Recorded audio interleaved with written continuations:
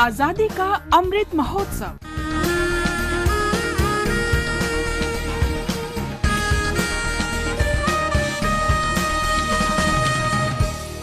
आजादी का सफर आकाशवाणी के साथ।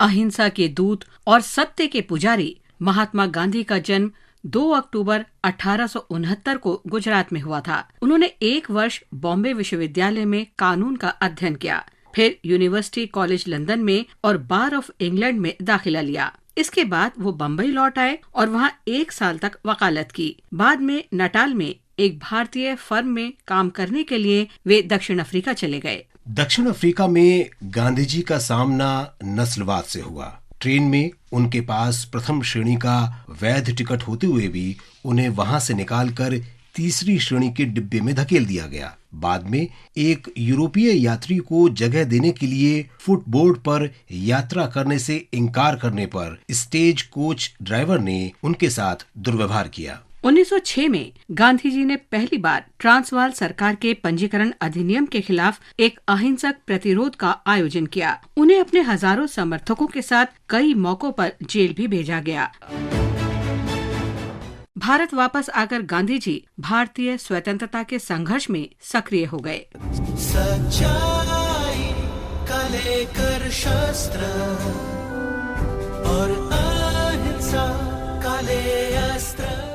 उन्होंने भारतीय राष्ट्रीय कांग्रेस के सम्मेलनों में भाषण दिए और प्रमुख नेताओं में शामिल हो गए। 1918 में गांधी जी ने विनाशकारी अकाल के दौरान अंग्रेजों द्वारा लगाए गए कर को बढ़ाने का विरोध किया। नागरिक प्रतिरोध के आयोजन के लिए उन्हें बिहार के चंपारण में गिरफ्तार किया गया था। भारतीय राष्ट्रीय कांग्रेस पार्टी के नेता के रूप में गांधी जी ने ब्रिटिश अधिकारियों के साथ स्वतंत्रता और असहयोग के लिए अभियान स्वराज शुरू किया। उन्होंने भारतीयों से ब्रिटिश सामान का बहिष्कार करने तथा अपने स्वयं के बुने कपड़े और सामान का इस्तेमाल करने का आग्रह किया।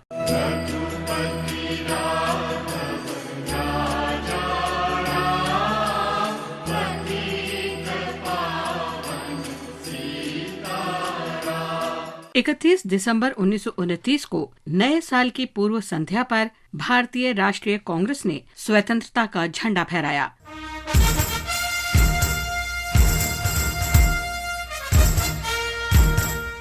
गांधी जी और जवाहरलाल नेहरू ने 26 जनवरी 1930 को स्वतंत्रता की घोषणा जारी की। 12 मार्च से 6 अप्रैल 1930 तक गांधी जी ने प्रसिद्ध दांडी यात्रा की। उन्होंने समुद्र किनारे नमक बनाने के लिए अहमदाबाद के आश्रम से दांडी गांव तक 400 किलोमीटर की यात्रा में हजारों भारतीयों का नेतृत्व किया। 23 दिन तक यात्रा के दौरान हर निवासी ने 2 मील लंबे इस जुलूस को देखा। अभियान की सफलता से परेशान ब्रिटिश सरकार ने प्रतिक्रिया स्वरूप बिना कर दिए नमक बनाने या बेचने के लिए 60,000 से अधिक लोगों को जेल में डाल दिया। अंग्रेजों ने निहत्ती भीड़ पर गोलियां चलाईं और सैकड़ों प्रदर्शनकारियों को गोली मार दी।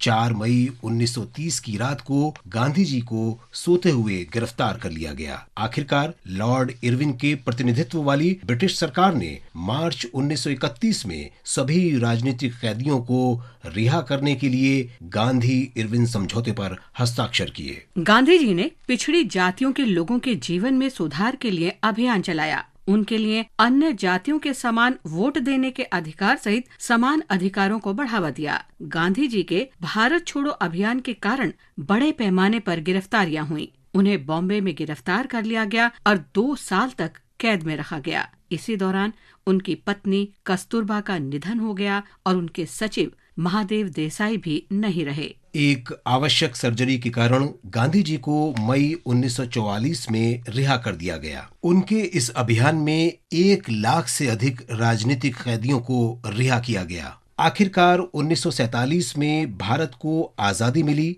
लेकिन देश को विभाजन का दंश भी झेलना पड़ा। विभाजन के बाद हुई झड़पों से गांधी जी आहत थे। 30 जनवरी 1948 को एक प्रार्थना सभा के लिए जाते समय गांधी जी की हत्या कर दी गई थी।